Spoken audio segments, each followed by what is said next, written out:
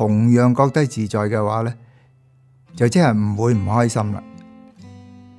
咁點樣先至會成日都覺得自在呢？其實個秘訣就係要心在啦。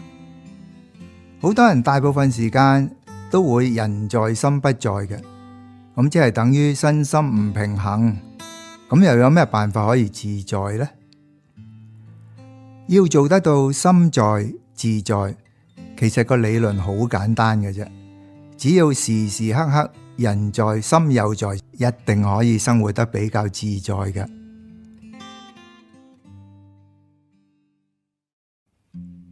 第二張作品呢係何必，句子呢就係話何必斷煩惱，意思呢就係話煩惱其實係自己製造出嚟嘅，根本唔需要刻意去斷，只要從因着手，唔好去製造